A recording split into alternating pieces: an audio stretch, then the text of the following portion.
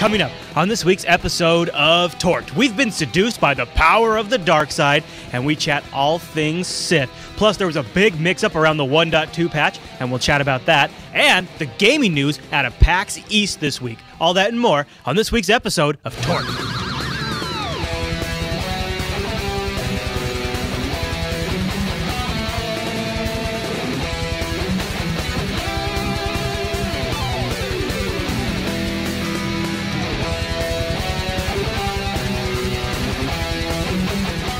Time for TORked, the Star Wars The Old Republic podcast with unlimited power. My name is Chris, and joining me every single week are our two lovely hosts, Heather and Nikki. Hi, Heather. Hello, Chris. And hello, Nikki. Hello, Chris. So we're doing this episode a little different. We actually already shot this one, but then we weren't very happy with all of the end results, and we've been reading some of the feedback. We want to focus on some of those things. So this episode is probably going to be a one-off. We're kind of trying something a little different while we work on audio stuff.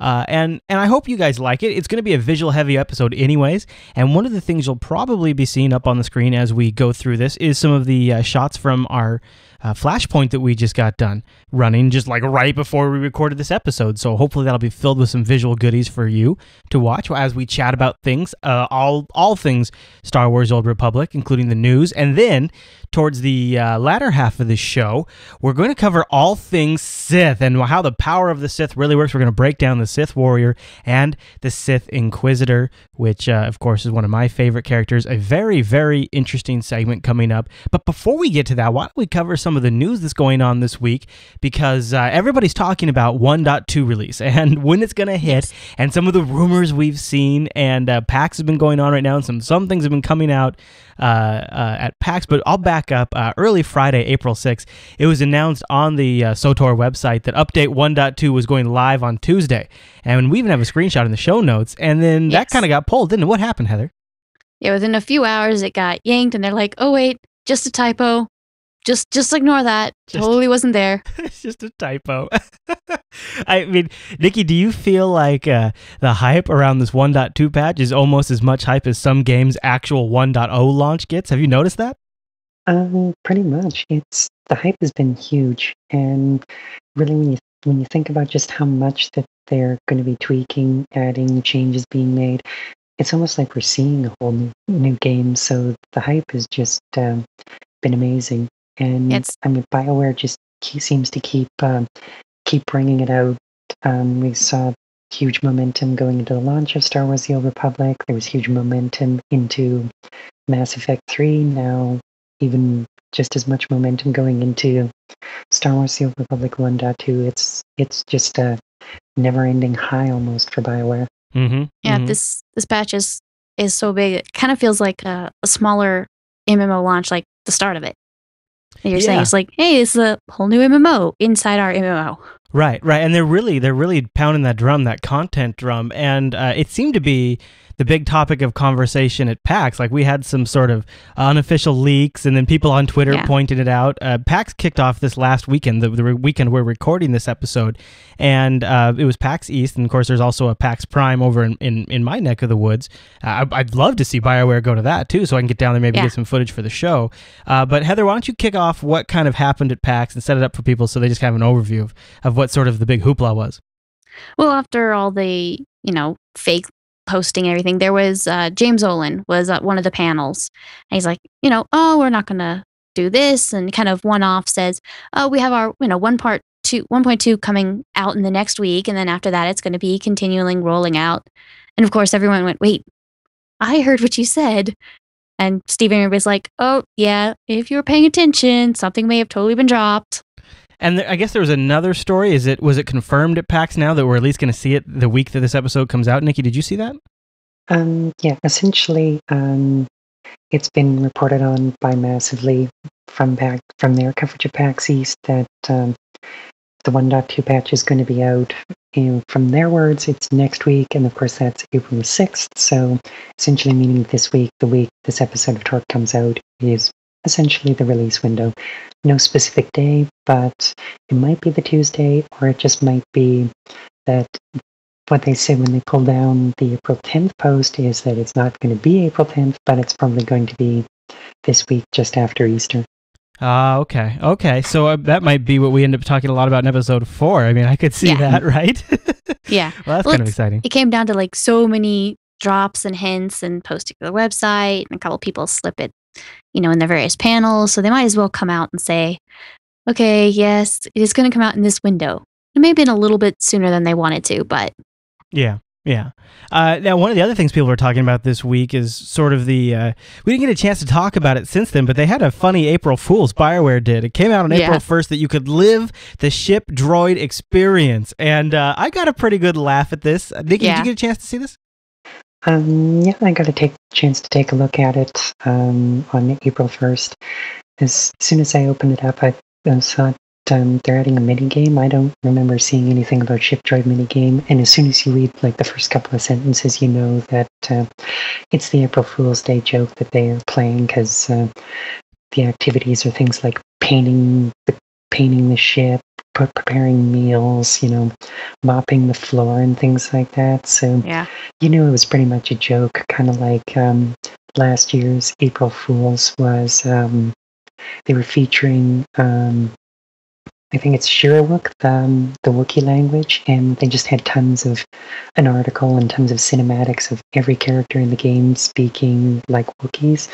So BioWare's definitely got a pretty good sense of humor about all this. And going back to dropping hints at PAX, I wouldn't be entirely surprised if they're deliberately kind of sliding those things in there just because they have that kind of, even being such a big development house, they're keeping a sense of humor about it and just letting things drop. Yeah. Heather, any thoughts on PAX or on the April Fool's prank before we move on? Yeah, when they posted it, for me, it was like an hour before April 1st. So I saw it and I was like, oh, cool, some more ship droid stuff. And I read the first couple sentences. I was like, wait a minute. Looked up at the URL and like, posted 4/1. I was like, aha. That's funny. So it took you a little extra longer to catch it. Well, it was for the first 2 sentences. You're like, wait a minute. Yeah. You watch some of the videos and it's like, earn social points or etiquette points for romance options. Mini game that had like Super Star Wars in it. I was like, I really want to play Super Star Wars in the game. That would be kind of fun. Yeah, the videos are great. We'll have to, if you're out there and you haven't seen them yet, we'll link to them in the show notes. You'll have to go watch them. Yes. You especially need to watch the Imperial Protocol droid for your ship 2VR8 go on a date with Scorpio, the companion droid for the Imperial agent. It's that one particular video is just, it'll have you in stitches. Yeah. If you enjoy or like to laugh at some tacky romance. All right, let's bounce this next one around, because one of the features that we'll be getting our hands on once this 1.2 patch does land is UI customization. And we actually gave it a brief mention last week, but I think there's enough to go in here. Both of you have had a chance to look at it. And we'll kick it around. We'll start with Nikki. Nikki, tell me what your thoughts are on UI customization, and then we'll lob it over to Heather, because I know she's played with it on the test server a bit. But Nikki, why don't you take it away? Thoughts on UI customization?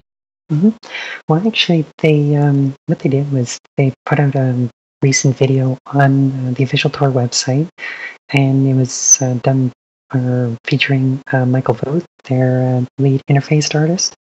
So what he's actually doing for the video, which I encourage everyone to have a look at, especially if they are considering changing their interface after 1.2, he basically goes through and talks about everything that's being changed.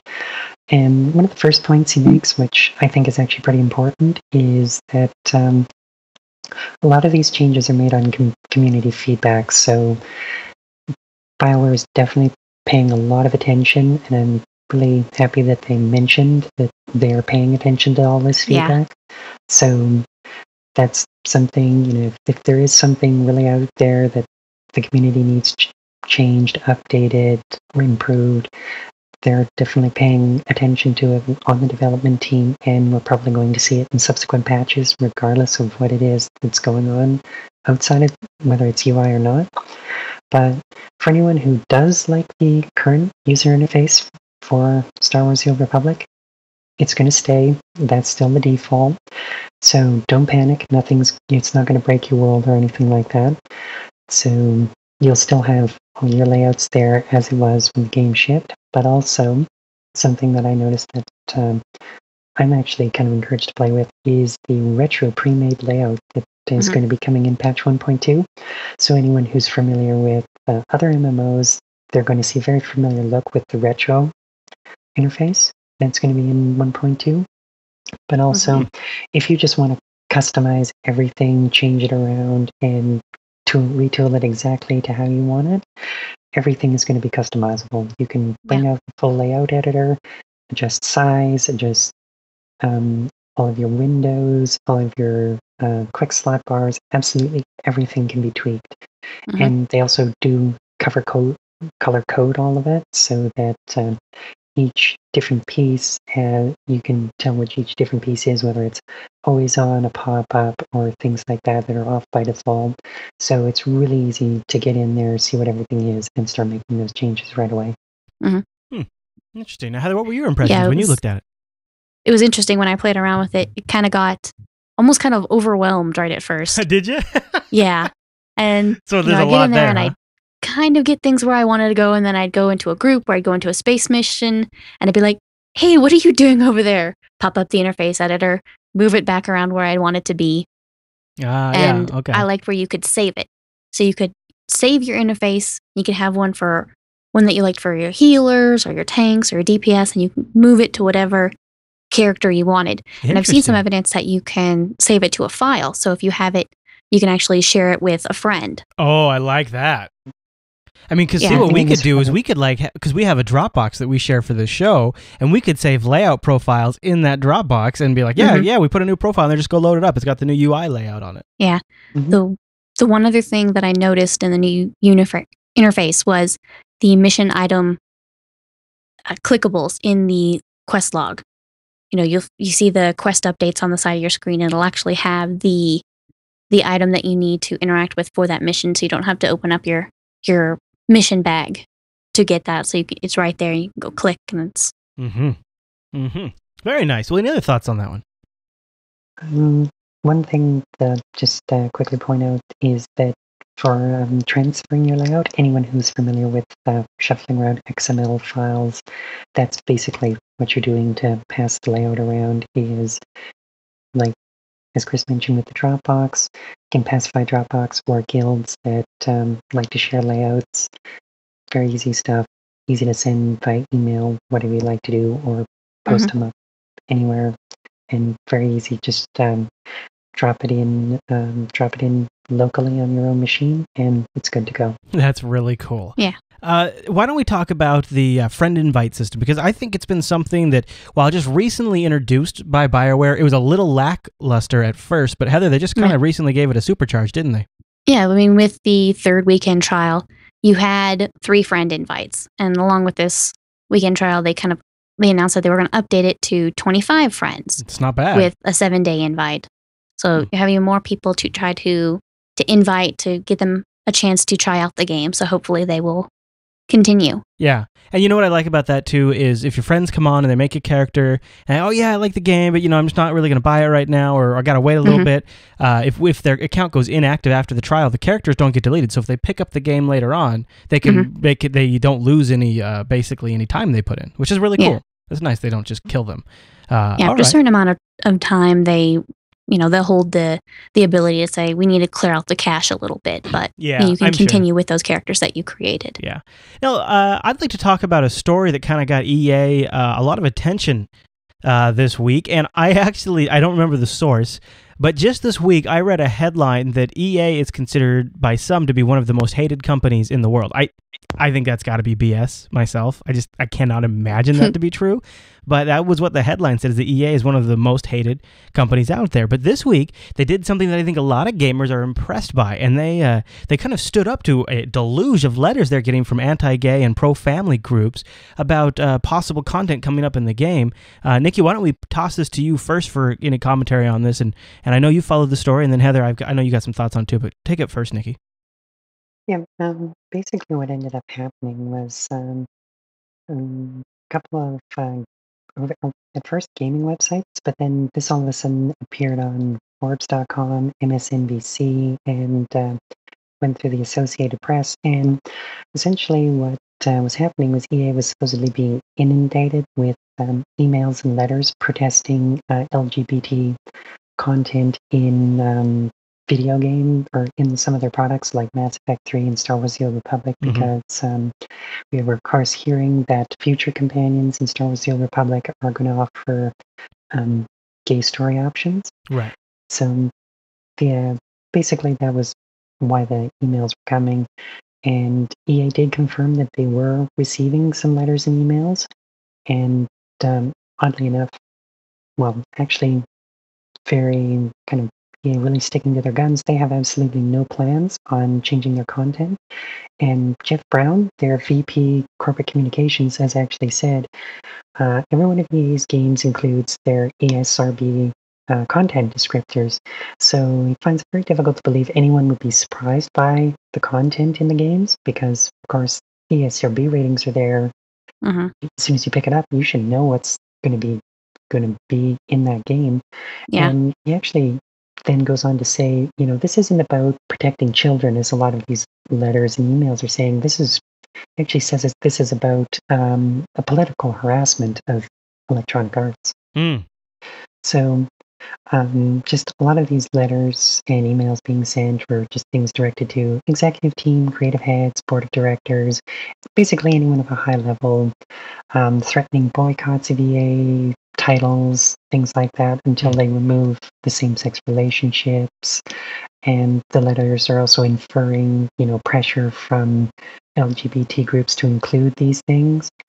And actually, one of the articles that was put out reporting on EA dismissing these claims was essentially the author saying anyone who's reading a lot of these articles know that a lot of these accusations from these pro-family and anti-gay groups are just using the word ludicrous to describe some of this, because he's basically saying it's like, especially Mass Effect 3 and certain parts of Star Wars The Old Republic, these games are not meant for kids. These are meant for adults, or in some cases, some of the older teenagers, people who are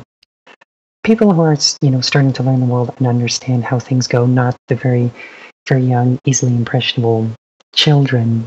Whereas things like that, that's what Star Wars Connect is for, not Mass Effect 3. Exactly. I mean, as a father myself, it seems like this is where my judgment steps in. Like, there's my son Dylan, who's 3, is a really big iPad gamer. He likes to play a lot of little games on the iPad, but there's just some games that I say, you know what, he's not old enough yet to play them, so I don't let him play them.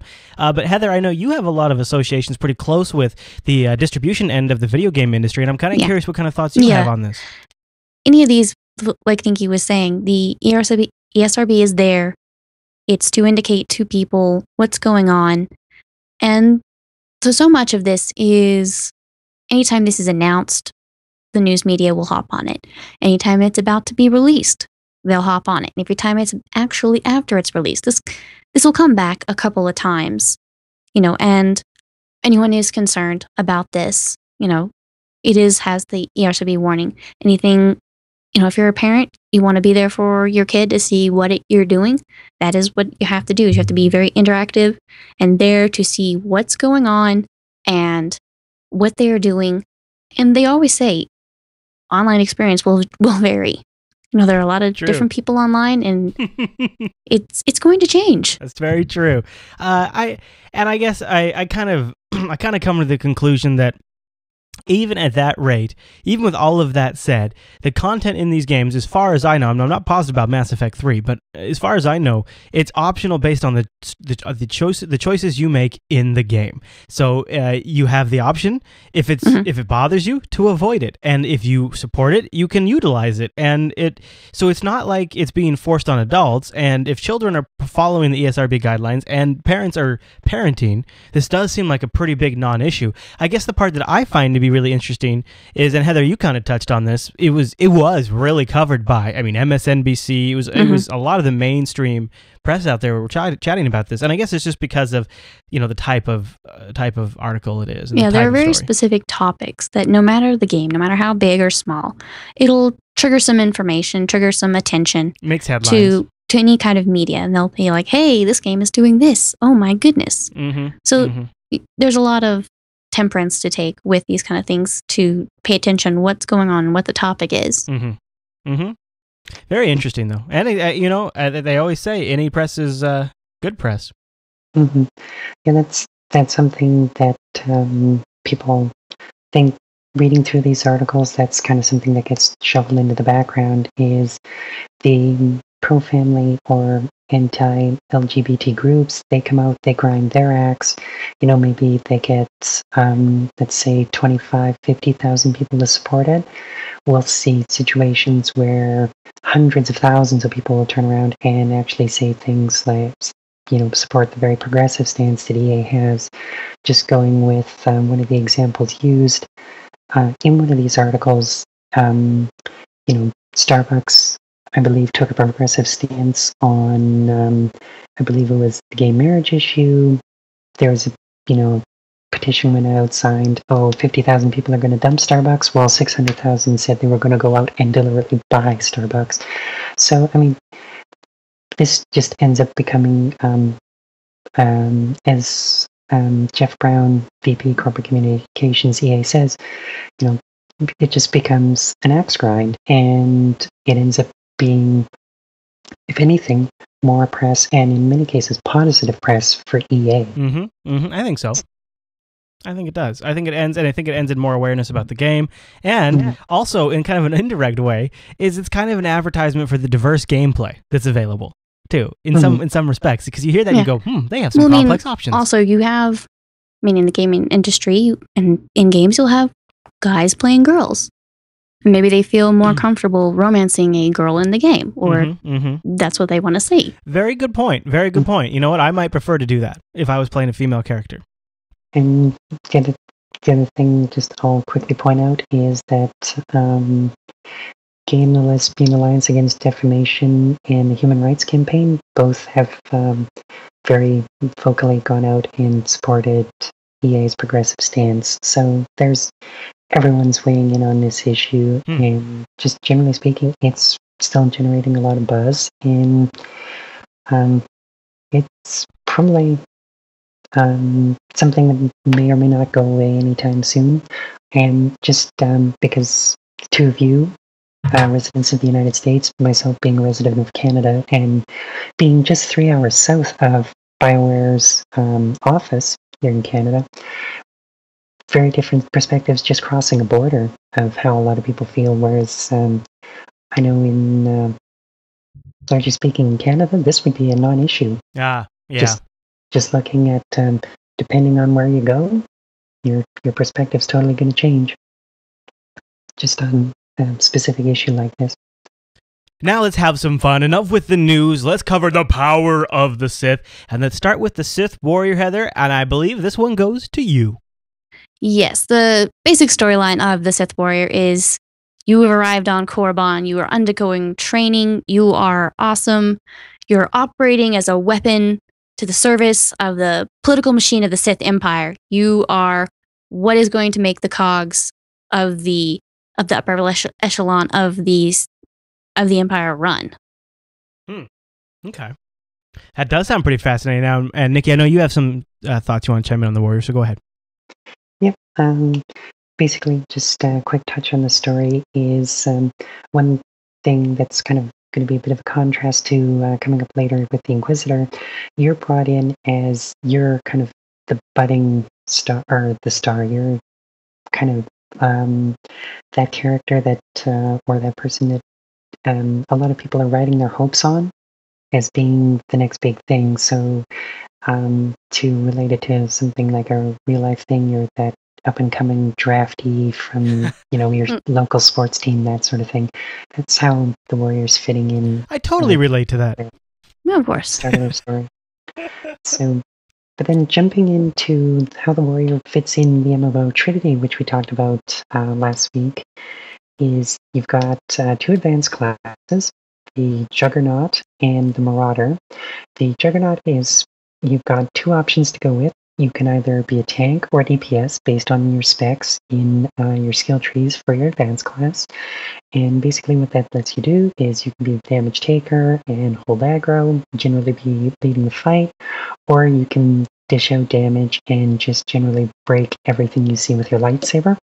Fun. The other one, the Marauder, it's basically an all damage class, but it varies up how you're going to do that damage. There's one particular advanced class that lets you do a lot of damage over time, which is referred to in for the Marauder as bleeding effects, or there's another tree which is basically just flat out damage and movement speed, and of course the shared tree for both of them.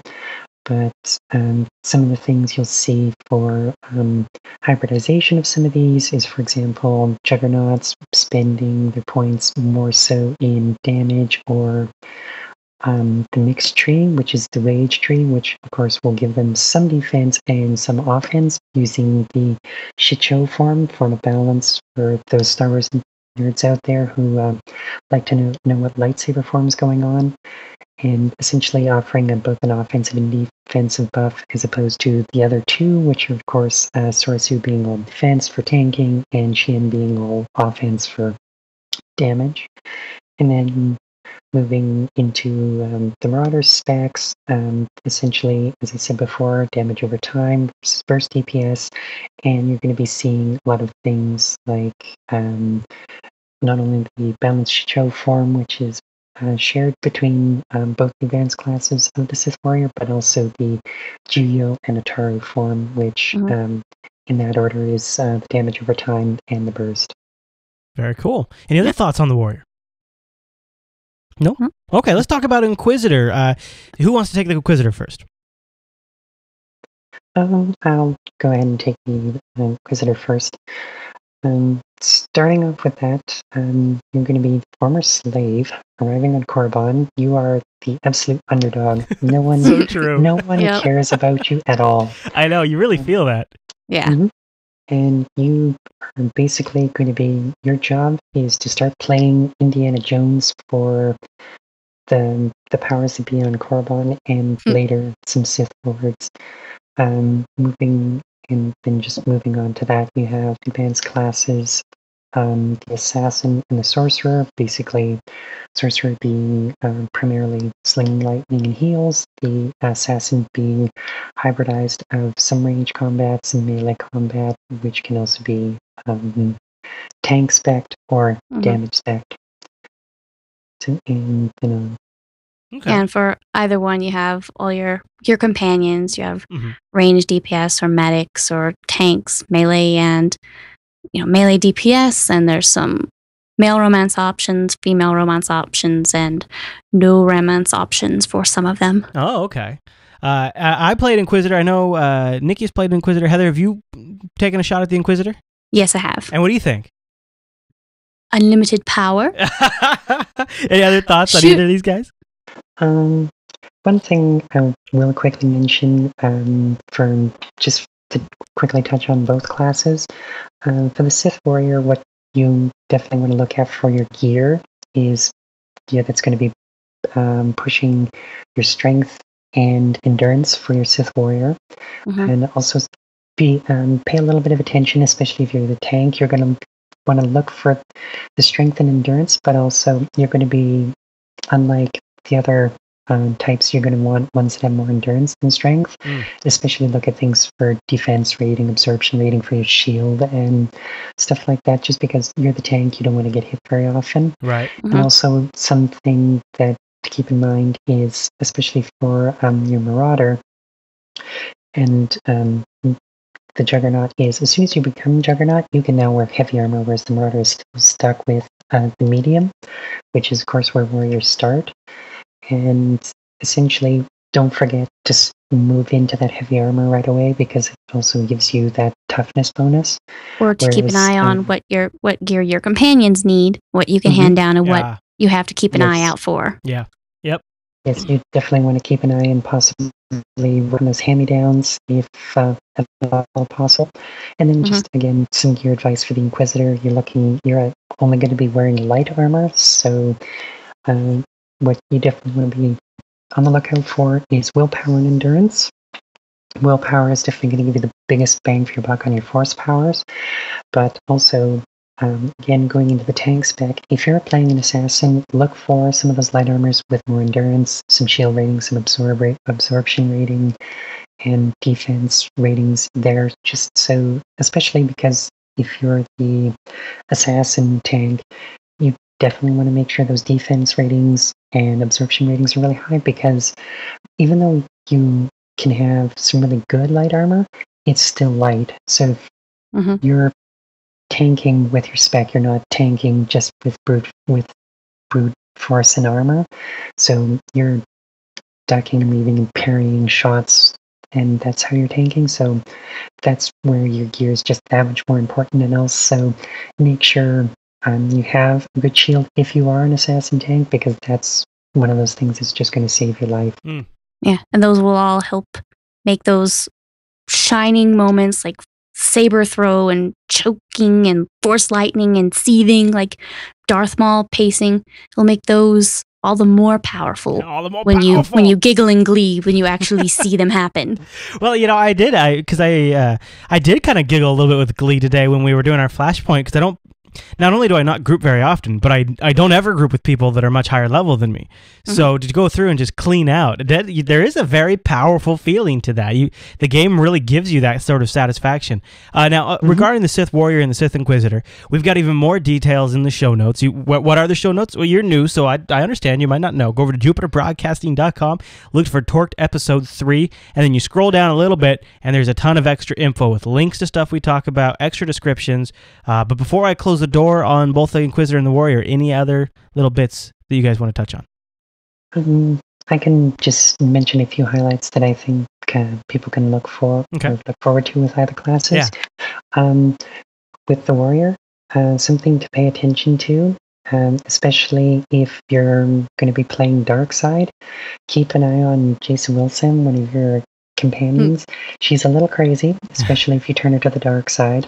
And generally speaking, I think her story is very well done. It's very much got all of that Jedi falling to the dark side stuff. And I apologize to those listening if this has been a bit of a spoiler to you, but when you experience it, it's just absolutely well written. The characters played wonderfully.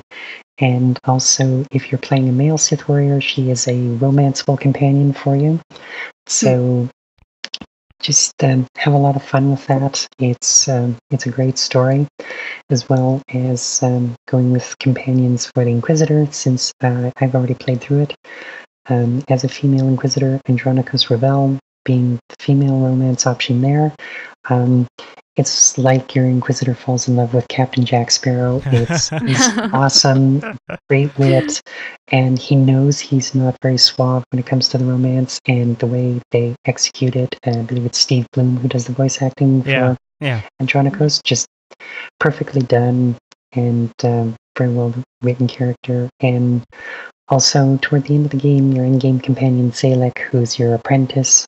Again, another character, a little eccentric, but when you get him, just the circumstances involved, you won't know whether to just drop your jaw or fall off your chair laughing. It is just great moments. Very classic Star Wars, in my opinion. Right on. Well, of course, I know some of you out there have a heart of credits. So next week, it's smugglers, bounty hunters, and credits. Oh my!